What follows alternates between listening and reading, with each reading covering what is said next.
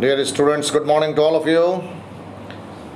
कक्षा 9 के अर्थशास्त्र के सेकंड चैप्टर संसाधन के रूप में लो, पीपल एज ए रिसोर्सेज, जिसमें आपने पढ़ा कि सकल राष्ट्रीय उत्पाद क्या है, मानव पूंजी क्या है और मानव पूंजी के निर्माण में क्या महत्वपूर्ण चीज़ें शामिल होती हैं जिसमें सकल और विलास की कहानी के माध्यम से आपको समझाया गया कि किस प्रकार सकल और विलास दोनों दोस्त थे, लेकिन एक अच्छी मानव पूंजी बन करके कैसे अपने परिवार और अपने गांव के विकास में सहायक हुआ कंप्यूटर इंजीनियरिंग करके।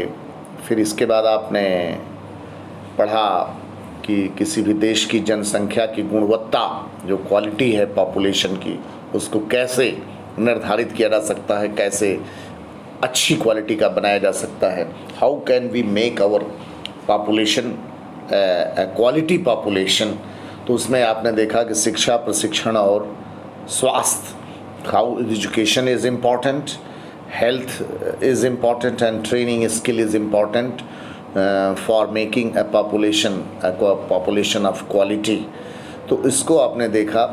इसके संदर्भ में भारत की साक्षरता दर, महिलाओं पुरुषों की अलग अलग साक्षरता दर, व्यक्तियों की साक्षरता दर को दर्शाया गया।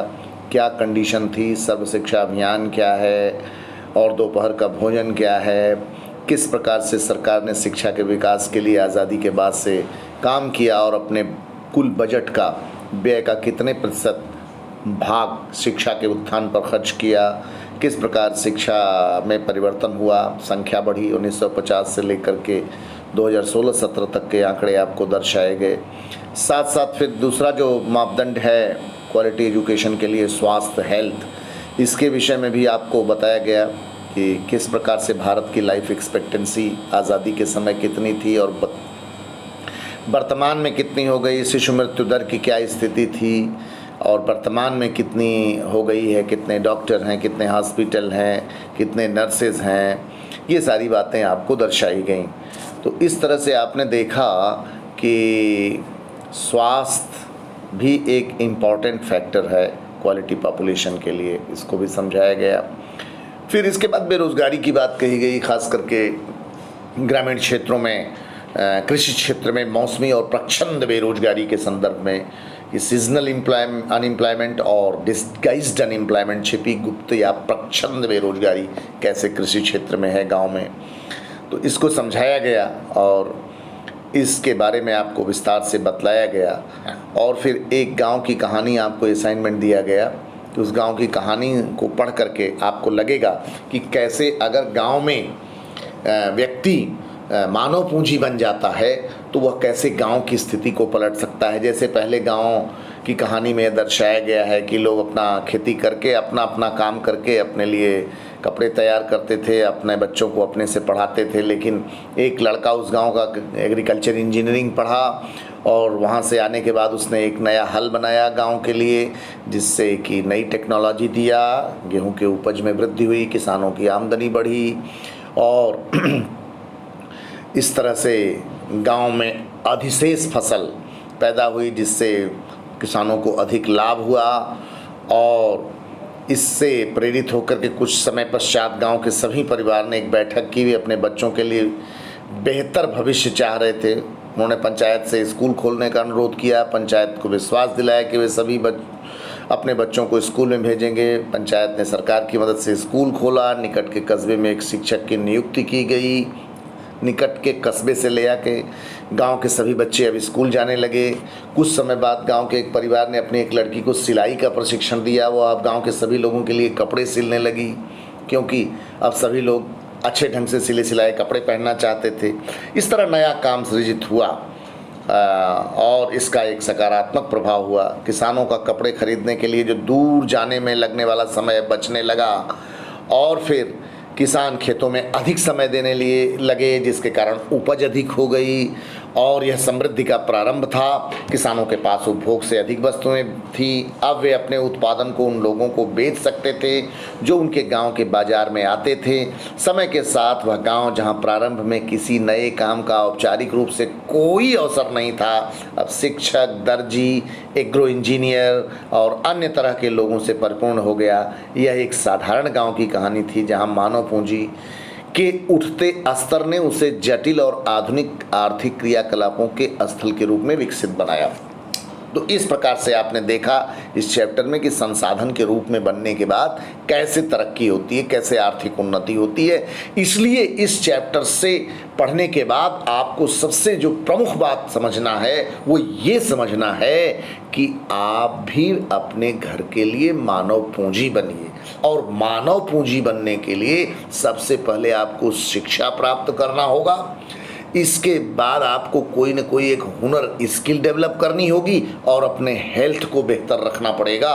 तो जब शिक्षा और प्रशिक्षण कौशल प्राप्त कर लेंगे, स्वास्थ्य सही हो जाएगा, तो आप किसी न किसी प्रोडक्टिव वर्क में इन्वॉल्व हो जाएंगे और आप एक मानव पूंजी बन करके अपना, अपने परिवार का, अपने गांव का विकास करेंगे। और जैसे ही आप अपने गांव का विकास करेंगे, पूरे देश का विकास हो जाएगा। So you must understand how education is important, how skill is important, how health is important to make you a human capital, to make you a productive citizen.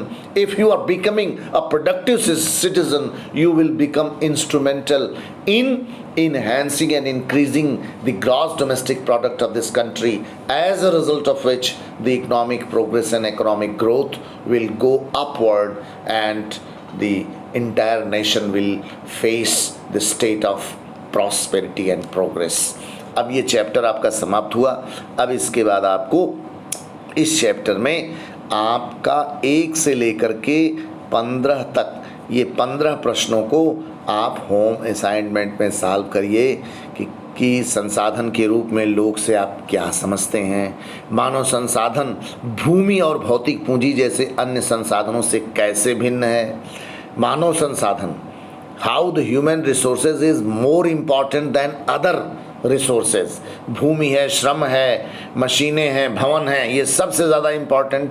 आप जब इस चैप्टर को पढ़ लिए हैं, अच्छे से समझ लिए हैं, तो आप लिख सकते हैं मानव पूंजी के निर्माण में शिक्षा की क्या भूमिका है, मानव पूंजी के निर्माण में स्वास्थ्य की क्या भूमिका है, किसी व्यक्ति के कामयाब जीवन में स्वास्थ्य की क्या भूमिका है, प्राथमिक, द्वितीयक और तृतीयक क्षेत्रकों में किस तरह की विभिन्न आर्थिक क्रियाएं संचालित की जाती है। मैंने प्राइमरी सेक्टर भी बताया, सेकेंडरी सेक्टर, टर्शियरी सेक्टर, जिसको प्राथमिक को विशेष रूप से कृषि क्षेत्र, द्वितीयक को औद्योगिक क्षेत्र में निर्माण क्षेत्र कहते हैं और तृतीयक को सेवा क्षेत्र, सर्विस सेक्टर कहते हैं। कैसे इनमें आर्थिक गतिविधियों को शामिल किया गया, कौन कौन सी चीज़ें सेक्टर शामिल होते हैं, आर्थिक और गैर आर्थिक क्रियाएँ क्या होती हैं, economic and non economic activities, महिलाओं का वेतन क्यों कम होता है, बेरोजगारी शब्द से आप कैसे व्याख्या करेंगे, प्रच्छंद और मौसमी बेरोजगारी में क्या अंतर है, शिक्षित बेरोजगारी भारत के लिए एक विशेष समस्या क्यों है, आपके विचार से भारत के किस क्षेत्र में रोजगार के सर्वाधिक अवसर सृजित कर सकता है भारत, क्या आप शिक्षा प्रणाली में शिक्षित बेरोजगारों की समस्या दूर करने के लिए कुछ उपाय सुझा सकते हैं, क्या आप कुछ ऐसे गांवों की कल्पना कर सकते हैं जहां पहले रोजगार का कोई अवसर नहीं था लेकिन बाद में बहुतायत में हो गया। ये जो लास्ट में भी कहानी बताया है इसमें स्पष्ट किया गया है। किस पूंजी को आप सबसे अच्छा मानते हैं, भूमि, श्रम, भौतिक पूंजी और मानव पूंजी। इस तरह से आप पूरे चैप्टर को पढ़ करके एक बार पुनः हमारे सारे वीडियो को देखने के बाद ये 15 प्रश्नों का उत्तर दीजिए। इसके बाद ये चैप्टर आज समाप्त हो गया। धन्यवाद।